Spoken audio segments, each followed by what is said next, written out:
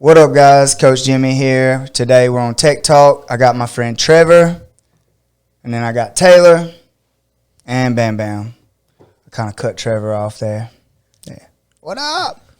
Hey, so today we're going to talk about several things. I enjoy starting it off with a funny story every single time.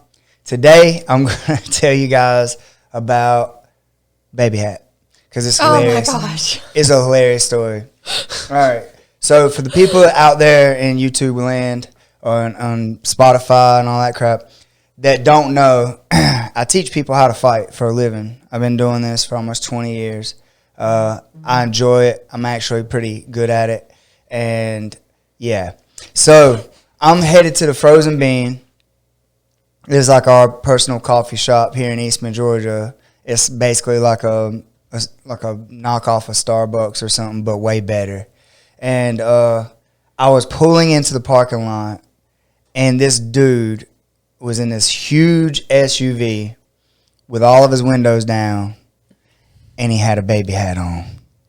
And it was amazing. Now, it looked like a yarmulke, but the bill is like, I'm talking about one of those baby hats that's super soft that won't hurt the baby, like for a newborn baby, but maybe a 6-month-old or something, because it fit right on top of his head, and the bill come about that far, and it stopped, and it was curved, conformed to the shape of this dude's head. So I did this. I went, and I seen it. Well, when I did that, that dude made eye contact with me, and he was ready. He looked at me. What the fuck you staring at? And he was just like, yeah, we can go. Let's go. I was like, what are you staring at? And he was like, worked up. And I was just looking at your baby hat, man. And I was like, shit, my bad. See a grown dude wearing a baby hat? Like, I should do a double take. Yeah, I double take. But honestly, I didn't say nothing. In my mind, I was like, I was looking at your baby hat. But I didn't say anything. Should have. He was just screaming. He had like some other dudes in his truck, and he was just screaming at the top of his lungs, like, what are you looking at? The baby hat. It was hilarious. I go in the Bean, and they're like, what was all the noise about or whatever? And I was like, dude in a baby hat was mad at the world. He's trying to fight me. But it was funny to me anyway. You're wearing a baby hat, and I want people to look at you. Yeah. Yeah, you dropped Tink off, and I had called you for something, and you didn't answer, and she went, he probably called BamBam to tell him about the dude in the baby hat. I was like, what? Once he didn't. No, that's the first you were hearing about it, huh? It is. That's great. Yeah, dude in the baby hat. It was a legit baby hat. Like, I'm not just saying that to be funny. It legitimately was a true baby hat. Like, dudes went a grown man. I mean, a grown man, like 220, 230 pound grown man with a shaved head wearing a baby hat. Man, he was probably already self-conscious about himself, done lost a bet, and now you making him feel worse about himself. Because he's wearing a baby hat. Because he's wearing a baby hat. He lost a bet. Let that man wear a baby hat? He obviously lost a bet. As good as that hat fit his head, he been wearing that thing a lot. He done broke it in. He done came in last place playing fantasy football. Listen, you got to wear this baby hat for a whole year, every day. Shit. As good as it looked, though, I might get me a baby hat. You know? Start wearing me a little yarmulke baby hat. Anyway, that jump was funny, dude. And it's only me. Like, it doesn't matter. Like the Karen with at the gas pump with Zach that day. Yes. Oh, I posted it on my Instagram story. I had my first, Karen experience in public, Sunday. Ooh, must tell. Yeah, it wasn't towards me, but I was right behind her in the checkout line at Walmart. I'm still flabbergasted. You have to give us the details. Okay, so wait. For the rest of the world, that just means he was shocked. Flabbergasted. Flabbergasted is not that big of a word. My dad used to tell me, he used to hate it when I use big words. Quit using them $5 words around me. That's what he used to say. Yeah, that's a $5 word. Quit that. Anyway, I was at Walmart. I had already done my grocery shopping because that's the day I do it on. Forgot something because I was grilling that afternoon. So I ran back, went in there no more than 10 minutes. I get behind, it was like her and like 4 or 5 of her family. It's like a little small group of family. So I'm behind them. They're finishing up. Like, okay, this ain't going to take long. She had ran and got another cup and came back. And they paid for that cup separate. It was on clearance because I saw the big yellow sticker on it. So I knew it was on clearance. Cashier rings it up. Like $13.88. She immediately is like, it's different. It's different. Cashier's just looking like, what? She goes, call the manager.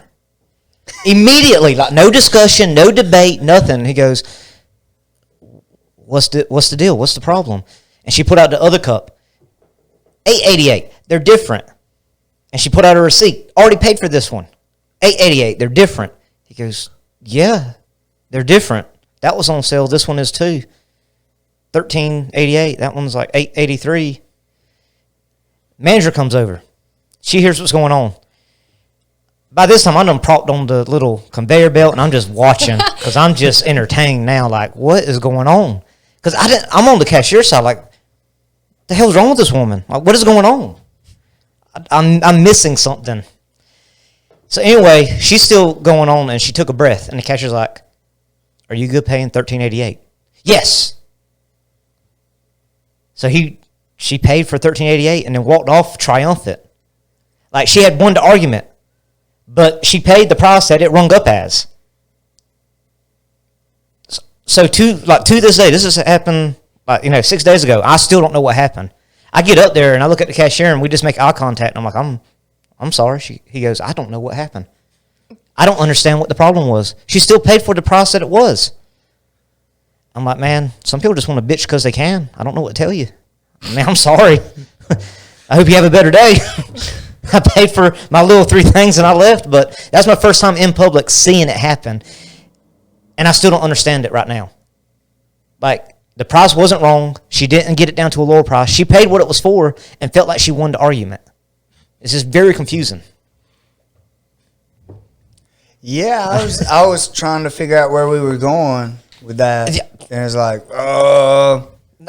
I really believe that she just wanted to complain and fuss because she felt like she could. I don't know. I mean, that's just the feeling I got. Some people just want to be angry. They just want to fuss. And what got me, like, she was walking out with her family, head held high, like, I won that battle, yeah. Like, They won't try me again. One for me. Next time I'm going to get it for $13 straight off the bat. Try to charge $13.88 for me? No, I got it for $13.88. Quick. Okay. You won. You won, ma'am. It's hilarious. People are strange. Yes. All right.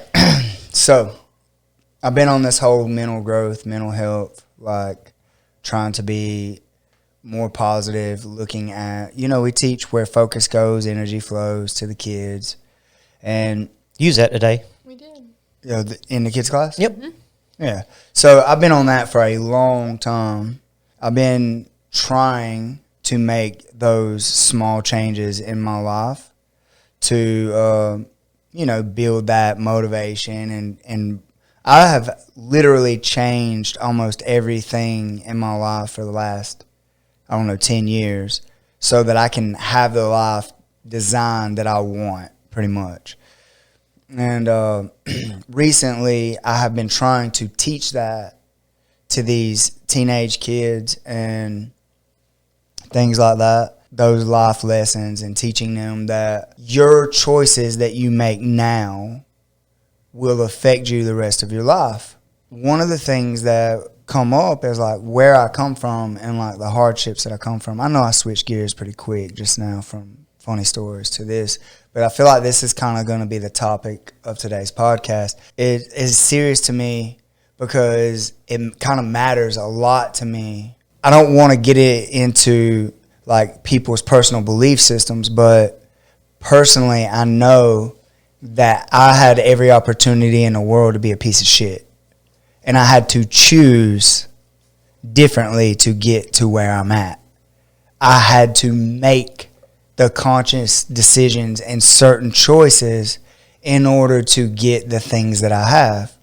Like me and my cousin grew up exactly the same way, and he did not end up on the path that I ended up on. He ended up on the other side, and it's like drugs and things like that. It's pretty bad, and I got out. And then people are talking today, like this day and age, is like, no, like it's not your choices because you're destined to do whatever it is that you're doing. And I'm like, no, it is your choices. Some people just have more choices to make, but they have to make the right choices every single time. Because if you mess up, coming from where I come from, one time, one wrong decision will ruin the game for you. It will literally put you on a completely different path. I could have chose to do drugs. I could have chose to sell drugs. I could have chose to do other things. I could have done things and got caught and not had the life and the blessings that I have now. And I was blessed to make it out, but I made it out of where I come from because of the decisions that I made. And I'm trying to teach that to the youth now and to our teenagers, like, hey, like it doesn't matter where you started. You may start farther behind from everybody else, but here in the United States, as long as you try to make the right decisions and make the right decisions, you'll never be held down. You will never stay where you are. You will get better. You will find better and do better. You may have to make more decisions, but it is a choice. And it took you longer to get there, but you'll get there. Yeah, and it's funny because I brought this up because I was literally saying that, like, I was telling my daughter, like, she has it easier than I did because I am going to make sure that she don't have to make a lot of the decisions that I had to make. But dude, I come from nothing. I come from like nothing, you know what I'm saying? And it was very, very, like, it wasn't at the time, that's just how life was to me. And I knew that I needed to make certain decisions to get where I wanted to be. And I knew where I wanted to be, so I knew what I had to do. And I just made my mind up, and no one could veer me from that path. Well, now we have teenagers now that are like choosing to vape, or it's the same thing as choosing to smoke when I was in school, or choosing to do drugs. It's like, if you make that decision, then that is a decision that you are going to have to suffer for. It's like, if I know that I am not privileged enough with money and things like that to get out of trouble, if I get caught doing something wrong, the price is going to be higher to me, but simply because I don't have it. So, $500 to somebody who has $20,000 in the bank isn't much money, but $500 to someone who don't even have a bank account and don't have any money saved is a ton of money. So it's a higher price to that person. And it kind of brings you back to that I was saying, like, sometimes a person who gave a penny or gave $1 gave more than the person that gave 100, because it was more to them in their certain financial situation or their situation. It's the same thing. Now you have to make those right decisions and not put yourself in those situations so that you are stuck getting bogged down because of your bad decisions. And I'm trying to teach that, and then I'm literally having teachers and English majors and people of that such saying, no, their decisions are irrelevant. Like, well, their argument is that some people are just destined for failure, pretty much. They're destined to have more obstacles, and it's harder for them to overcome. And unless someone steps in and intervenes, then they're always going to be down at the bottom. And I don't agree with that. But that was the argument, not an argument, but the debate that I was having recently. And when I was teaching a kid, like, no, your decisions, like, you can become and do anything here in the United States. Anything you want, you can do and you can become if you choose to. But you have to make the choice, and you can't deviate, because if you come from somewhere like I did and you deviate, you will get bogged down, you will get trapped. And that was my lesson I was talking to one of my kids tonight, and that was my lesson. And then I was talking to another kid yesterday, and I got interrupted, and they were arguing the other point, and I don't understand that mindset. I don't understand where it comes from, because I know my personal experience. And then their argument was the outlier to the rule don't negate the rule. But I feel like anyone in the United States, as long as you make the right decisions, you will not stay in poverty. You will not stay in those same conditions. And I don't know anyone that will, as long as they're doing the right, You know what I'm saying? I do. I agree with you. They can have the deck stacked against them from the beginning, and like you said, start from further behind, and it may take them longer to get there, but you have to keep from making those poor choices and decisions, because that's going to set you back further. And some people don't get multiple chances. They get that one chance, and if you, like you said, deviate, and that one chance you messed up, you may not be able to come back from that one mistake, because now you're in that situation or whatever you got caught in. So you may not have as many chances as someone else. It only takes that one mistake and you're done. I understand what you're saying, but a lot of that comes from your personal experience too. Like, I didn't have that same upbringing. Like, I didn't have a tough upbringing, I would say. I would say we were more like middle class, but if we were ever lacking for money, I didn't know it. My parents didn't let me know that. Like, I wasn't lacking for anything. Wasn't rich family. I'm not one of the well-known families in this small town, but I wasn't lacking for anything either. I had family that looked out for me. So it's hard to relate on that personal level, but I understand what you're saying. I gotcha. What are your thoughts? I think this is a tough one. I guess I'm different from both of you because I did come from a fairly wealthy household. Everything that I wanted in school, I mean, I wouldn't like to say that I was a spoiled brat or anything, but I mean, if I wanted something, I worked. I did work at the office, and I earned what I did have. But I mean, like BamBam was saying, I definitely wasn't lacking, and I did get a fairly new vehicle when I turned 16 and everything, but I had room to make bad decisions, and I made bad decisions. I mean, I could be a normal teenager. I had the freedom to sneak out one night and not, ruin my future. But with working with the kids and working with the teenagers, and I interact a lot with parents, a lot more so than you two, I believe. But I think a big difference is that a lot of excuses are being made for our youth.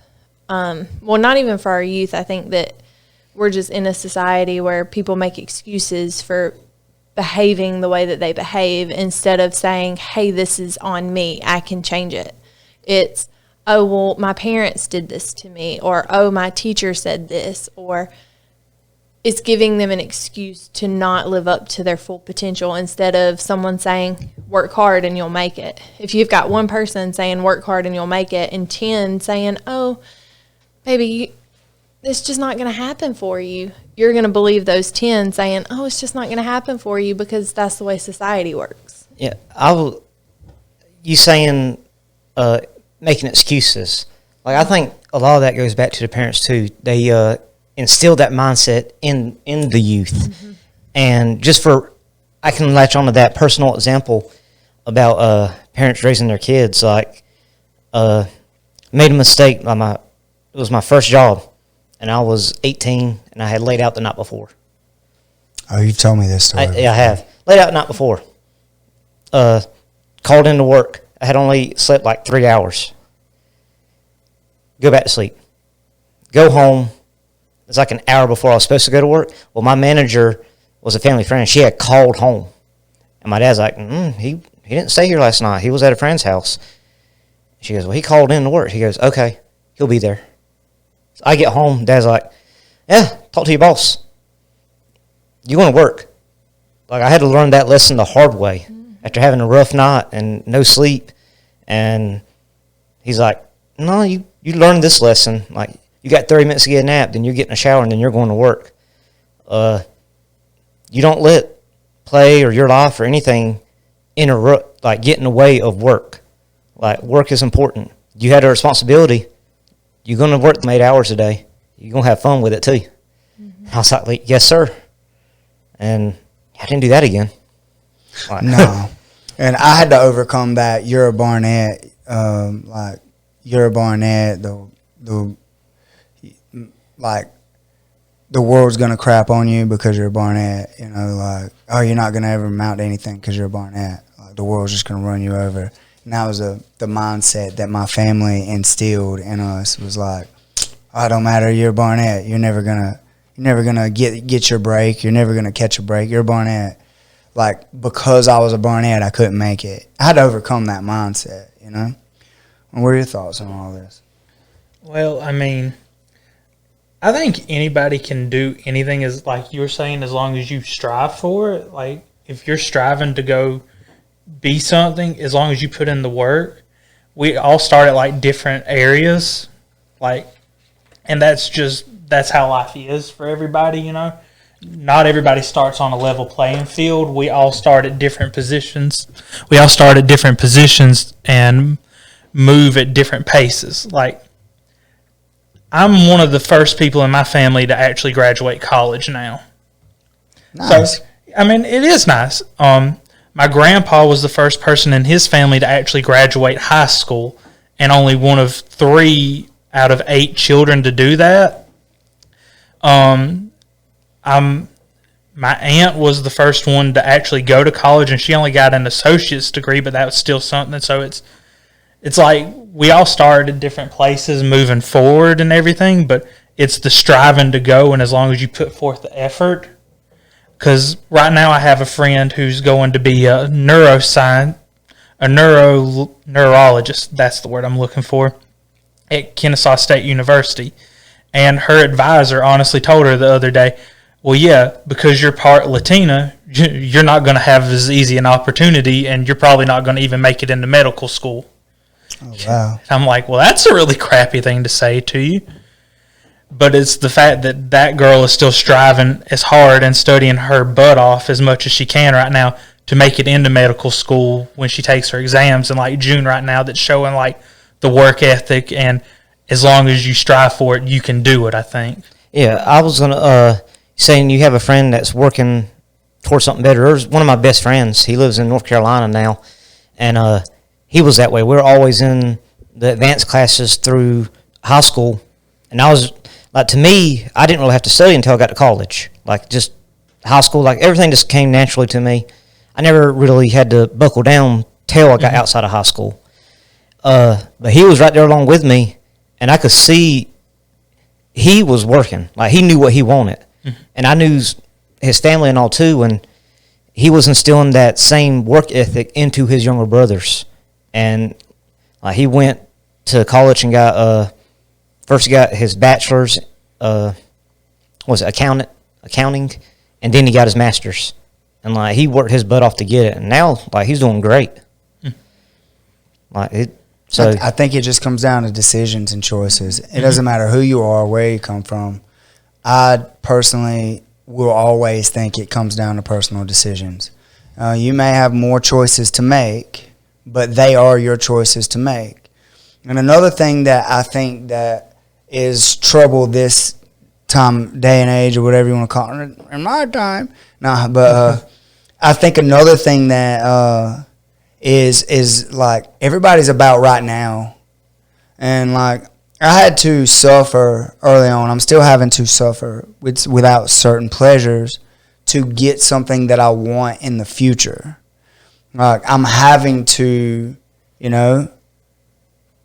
do these little podcasts and do these other things to get the popularity that I'm trying to attain or obtain or whatever, to get to where people know who Coach Jimmy is and want to learn jiu-jitsu from Coach Jimmy. You know, I'm having to build that reputation so people understand, like, oh, this dude is technical. This dude is legit. This dude has been at it for this long and this many years and whatever. And now, just now, I'm fighting obscurity. People are just now realizing, like, who I am. It's like, oh, he's one of Stephen Aiken's coaches at 10th Planet Perry.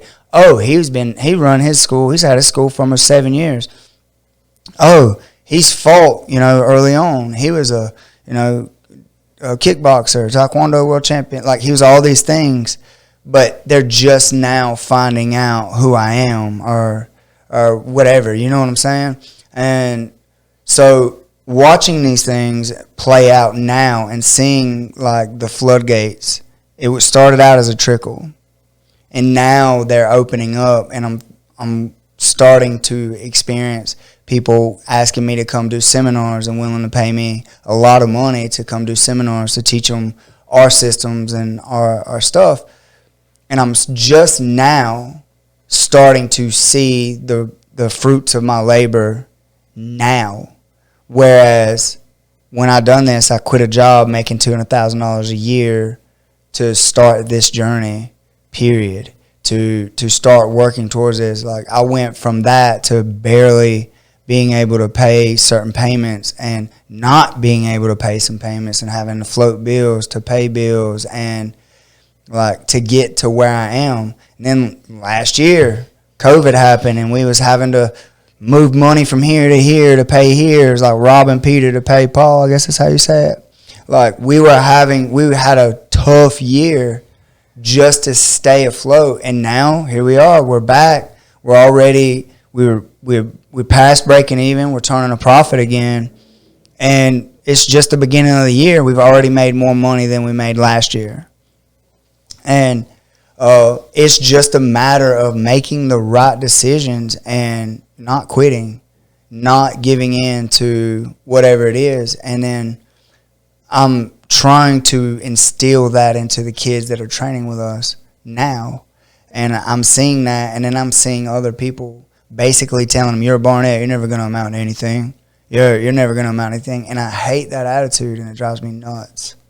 And that's basically what, if somebody told my kid that she couldn't be a scientist because she's a girl, I'd probably punch them in the face. Like, if they meant it, or they was trying to, like, tell her she couldn't do something that she wanted to do because of whatever reason, you know? Like, my daughter can go work in any field she wants, and no big scary shadow is going to stop her from doing whatever she wants to do. You know what I'm saying? Yeah. I have nothing to say. I just shut everybody down. I had a mouthful of Red Bull. I have nothing to add to that. Like, I agree with it. Well, that's cool. All right, so a lighter topic. Today was Trevor's very first day on the mat with us at Tech Center. He took it easy on me. When you got here, was you nervous? Yeah, I'm a ball of nerves anyway, but not as nervous as other things I've been nervous for, but I was nervous. I'm like, I don't know what I fully walked into, and I don't know what I'm about to get done to me or flipped around or whatever. No one does when they first start. Yeah, I don't even remember. Like, I remember like coming in and going like, yeah, I'm a Taekwondo black belt and I'm a competitor and all this other stuff, and then getting the crap beat out of me and going home and crying and being like, my life is over because I'm identified as a fighter, and then I realized I wasn't. A wrestler just blast doubled me and made me cry. You know what we should start doing? Just because we have a hard time remembering our first days. Like, I vaguely remember it. I'm not knowing anything and how rough it was, just trying to figure, what am I doing? Because the only thing I ever knew about it was the jiu-jitsu I saw in the MMA fights, like UFC. Yeah. We need to start everyone's first day give a video their first day trying to do warm-ups and the move. Wait a couple years and go back and show them, like, you remember this? That's cool. Dude, that would be cool. That would be awesome. Or like a first day scrapbook. Like before they leave, they write down like, this is what happened or something. Right. This is what I thought it was. This is what really happened. And then I was doing involuntary yoga. And then I was doing involuntary. And then here we are. That would be. I think that would be really cool. That would be. That would be a really good idea because You're welcome. Yeah, the people that are staying, like I barely remember. I don't remember anything after that except for like years of getting my ass beat, and then like it's like, oh, now I'm here. I don't really remember like whether I was scared or whether I was nervous or like, I don't remember any of that stuff. All I remember is doing some of the warm-ups. I remember forward roll, backwards roll. You had me do shot steps and trying to shrimp. Then you taught the knee cutter pass. And I did that for a month. And then I remember my first roll was with you, and you went side control, scarf, knee on belly, windshield wipe, knee on belly, side control. And I'm like, I don't know what to do. My first role was with Chase Rowden. And he wet blanketed you. The entire time. Oh my gosh, I don't know why I stayed at this place after that, because that was terrible. We laugh about it now. Emotional support clown. First days. Chase come and done a leg lock seminar, and then I was like, yeah, you should roll with Taylor. And he was like, her? And he pointed at her, and I was like, yeah. And she was like, I don't know what to do. He was like, just try to kill me. It's cool. and he was like, on her. I was like, just wet blanket her, Chase. And he did. That is exactly what he did. And that is one of the biggest things that I remember. I don't remember being nervous but in my defense, I had just had my wisdom teeth taken out, which doesn't sound that crazy, but I got sliced from the back of my teeth all the way to the front. You probably don't remember it, but I still had stitches when I first started coming. I don't remember. I remember Yeah, that. So my first week was I think I was a little loopy. That's why I kept showing up. Wasn't in my right mind. But then I was like, these are my people now. I got to stick with it. She went to eat with us, and it's over. Yeah. Right. By the time she got done with class, went home, went to sleep, woke up, she done forgot the previous day. Let me go back. I don't remember getting my ass kicked. Here we go again. And now, like, you're one of the staples, too. Like me, like, a new person comes in. Hell, roll with BamBam. Just go roll with him. Yeah, just go. Just go. We put everybody on that's new with BamBam because he's good enough to protect himself And the person he's rolling with. So. And I just been a duck the last week. I haven't rolled. With that new tattoo. Yeah, I don't want to mess up my tattoo. I just told Taylor last night or the night before when we were rolling, like, you know what? I can't wait for my next injury because I'm accident prone. I'm going to get injured. I'm going to go use that time to get me a new tattoo. I'm going to use it wisely. You need to schedule it because he's got a booked appointment book. Oh, I'm going to let him know, like, hey, this injury was unexpected. When can you fit me in? Yeah. Let's go. Let's do it this. in 30-minute increments every day. Just let me show up when. I don't know about that. That would be terrible. You going to get to the question you always ask the newbies? Yes. Oh, Dun, dun, dun. So, have you ever been in a fight? And if you have, what's your most memorable fight? And like explain it to us like we're there. Like Draw us a picture. Draw us a picture so it's like we're there. If you haven't, it's fine. You just say, no, I've never been in a fight. We've had people give us that answer, but if you have been in a fight, it don't matter. It could be at any age, any time. You could have been in kindergarten. Like, it doesn't matter. But, like, draw us a picture so that we can feel like we were there. Never been in an actual fight. I have hit people, though, in self-defense before. I don't know if that one fully counts. Yeah, I mean, yeah, if you hit them. I'd count it. All right. So, like, 5th grade, I had a dude that had been bullying me since 3rd grade. And we had said something to each other. He was making jokes about me, and I made a joke back. Like, okay, I can, if you're going to keep picking on me, I'll make a joke back about you. And it ticked him off. So after lunch, we went to the restroom, but the teacher was sending out like 3 guys at once and 3 girls at once. So the first thing he does is pick me up because he was taller than me, and I was like one of the tallest kids in the school then, puts me up against the wall, like trying to threaten me. And I'm like, well, I can't swing and hit him with my fist. So I'm like, knee, woof, right into the crotch. And I just remember it was like the best feeling ever because this person that had tormented me for 3 years then just dropped to his knees crying. That's Success. Ended the bullying after that. Hey, that's a win. It's funny how that works. Right. That's awesome. It's the first time I've heard someone like actually kneeing somebody and like ending the fight like that. That's pretty awesome.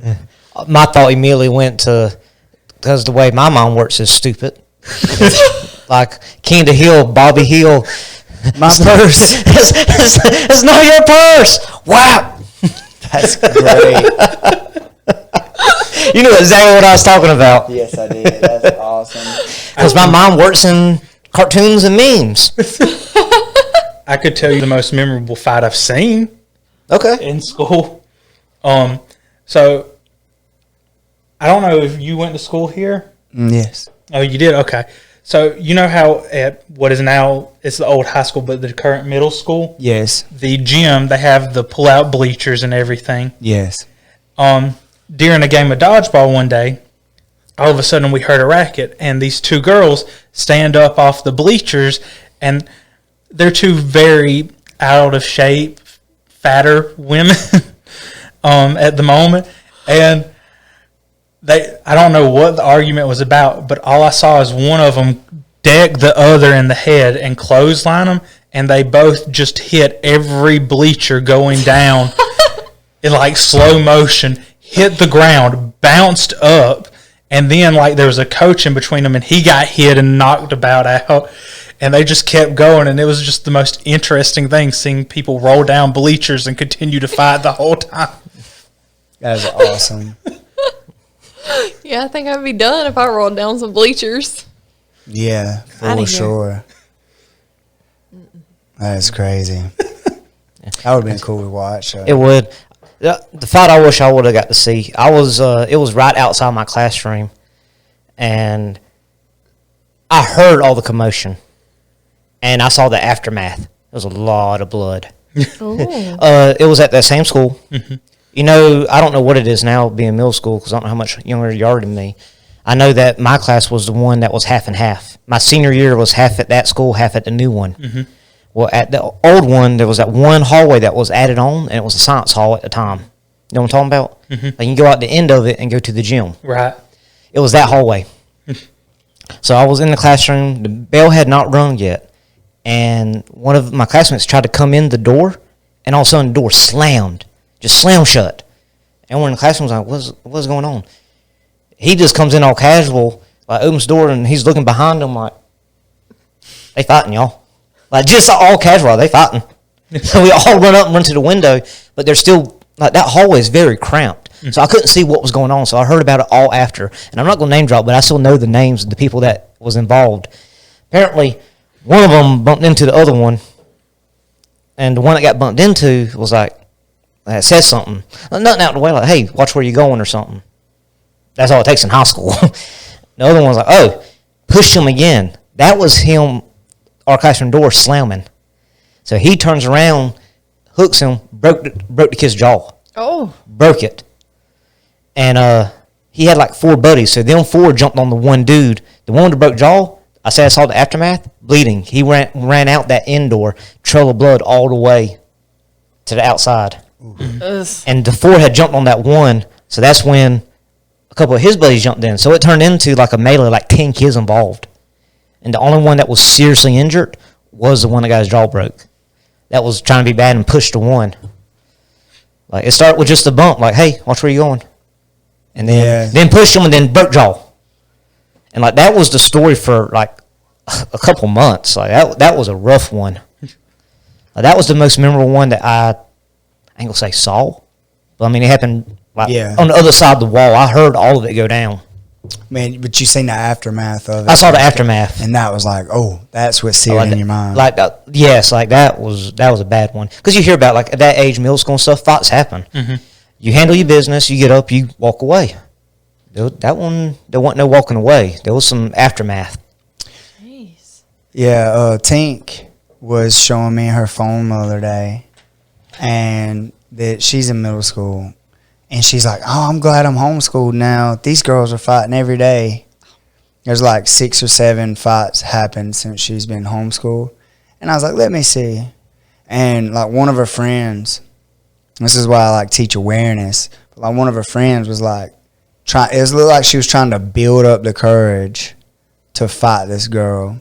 But the one girl was like, and she like whipped her head like that. And the other girl went up and she caught her hair like this and like pulled it like that.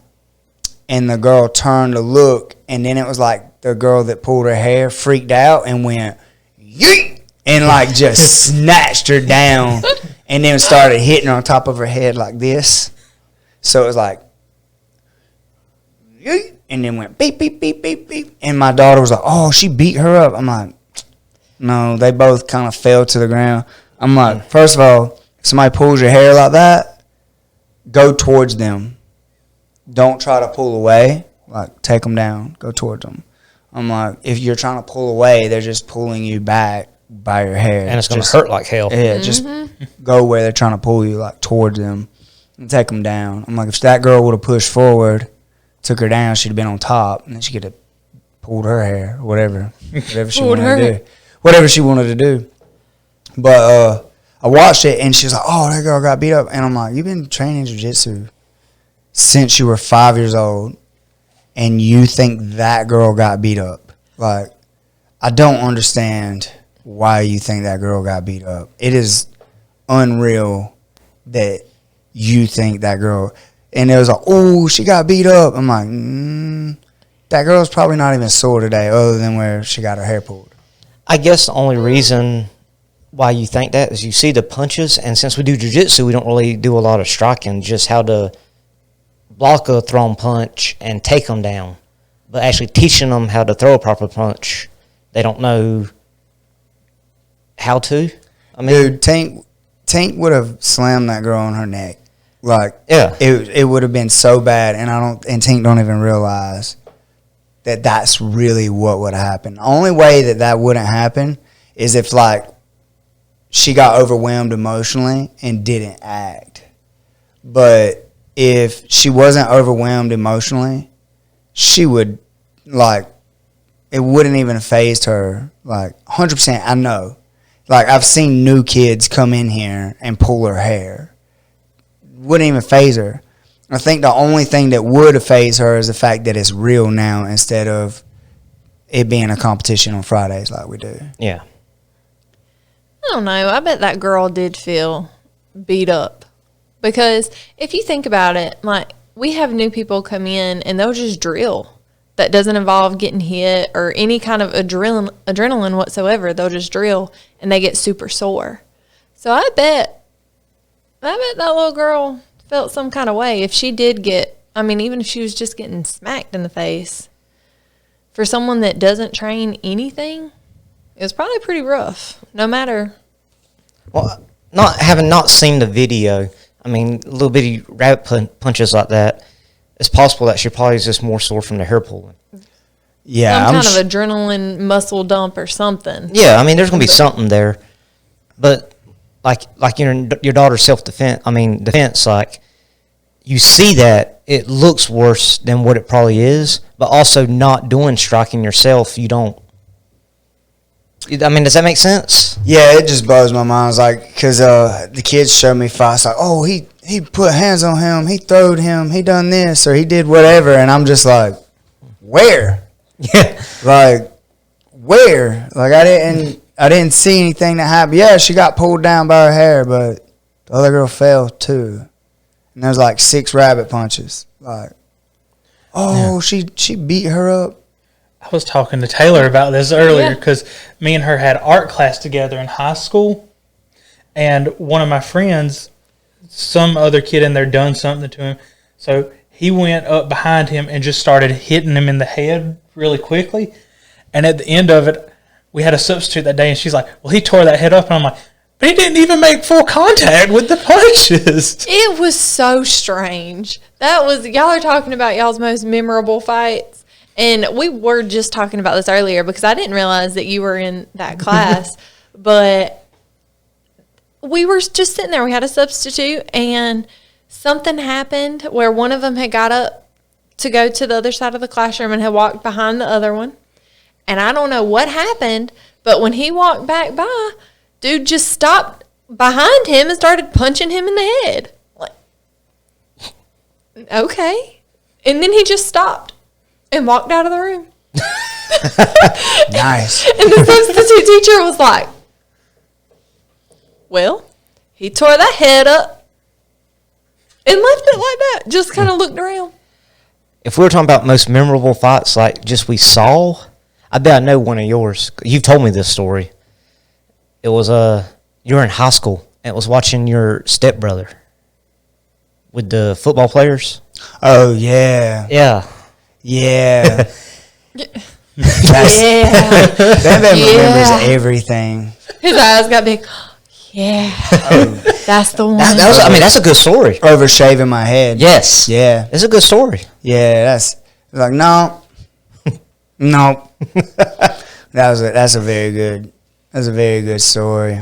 I was trying to play the football team, and I was like, "Are you gonna be on?" I had long hair, and the coach was making. He wasn't making the. I don't want to say his name, but the kid was like, "Oh no, I was shaving your head," and I'm like, It was a hazing for the "Yeah, new players. pretty much, yeah." And my brother. Is that allowed to be said now? I know there's a. Do we still I don't haze? know. At the time, though. Yeah, and that's what it was. I was like, "Nope," and my brother come in and saved the day. It's my stepbrother. Yeah. Anyway, so I just think that being leaders and teaching people that it's important to make the right decisions, and that the decisions that they are making right now will affect their life. That's super important. And I think that understanding the things we're doing here is super important. And I think the things that that people are saying or virtue signaling or whatever you want to call it now is more of a victim mindset than it is of saying, hey, you can do something good. You can get out of whatever situation you're in if you choose better. So, yeah, your choices may suck right now, but the more right choices that you make, the easier it is to make right choices later.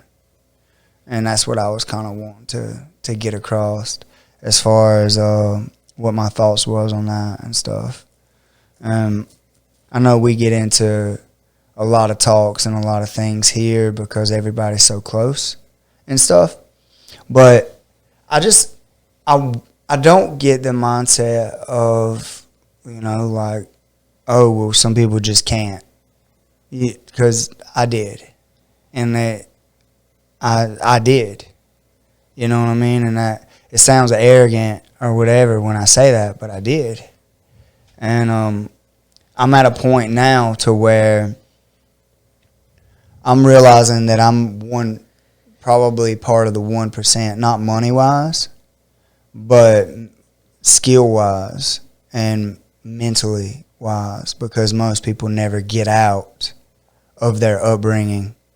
If they had bad upbringing or their culture has bad advice, most people take the advice and go, oh, well, this is how it is because this is what everyone I've ever seen ever told me. Instead of spending time reading books that was written by people that are actually financially part of the 1%, or spending time around people that they're actually successful in the fields that they want to be successful in, or spending time on the internet doing research of the people that are in the positions that they want to be in. Like, what did they do? What are they doing that made them so successful in those areas. When you see those things and you start doing those researches and doing all of those things, like what made them successful, and you start asking yourself questions like that, spending times with them like that, you start making better choices. Your choices get easier. They're easier to see. The right choices are easier to see the more successful you become. And I wanted this entire thing to kind of be focused that. That's why I kind of got off the fighting and stuff to bring that back full circle. Apparently I talk backwards.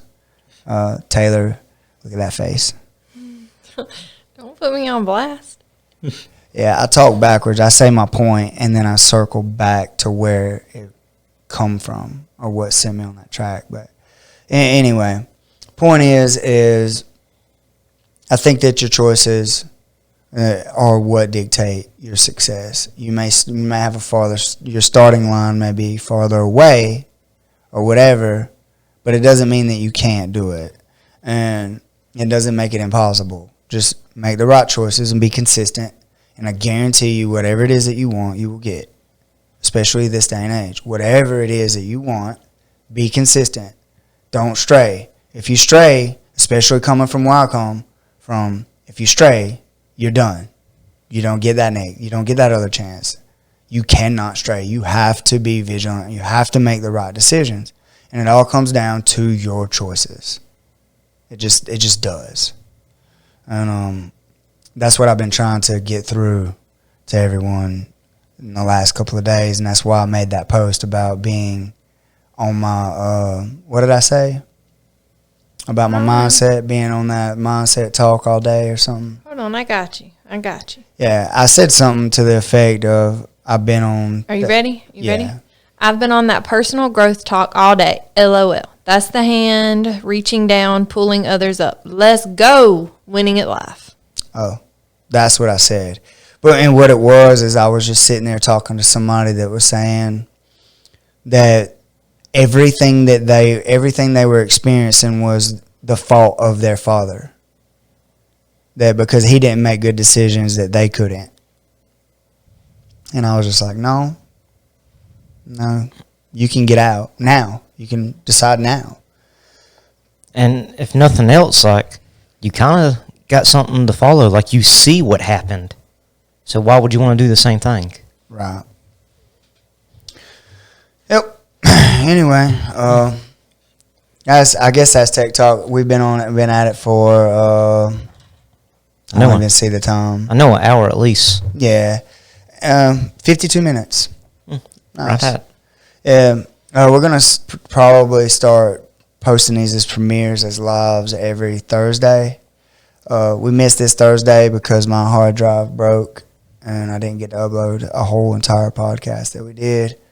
But probably looking at one of our new editors for Coach Jimmy and this podcast. We actually got some better lighting, so our lighting will get better after today. We just got a lot of big things happening and coming down the pipeline. I'm super excited about all of it. And anyway, that's Tech Talk. That's BamBam, Taylor, Trevor, and me, Coach Jimmy. And you guys have an amazing weekend. Hope y'all have fun. And if you guys got any suggestions about y'all want to hear our opinions about or want to hear us talk about it, leave it in the comments below. Because we don't mind. We're open about our opinions. We'll share how we think, what we think. I don't always think that I'm right, but I know through personal experience. I'll tell you about my personal experience, and like, hey, if you disagree or if you agree, all you're gonna get is me being real, me sharing my thoughts and my mind on it. I don't know everything. I'm still growing. I'm still learning. I'm still trying to get better and be a better role model and a better person. So that's it. And you guys, peace.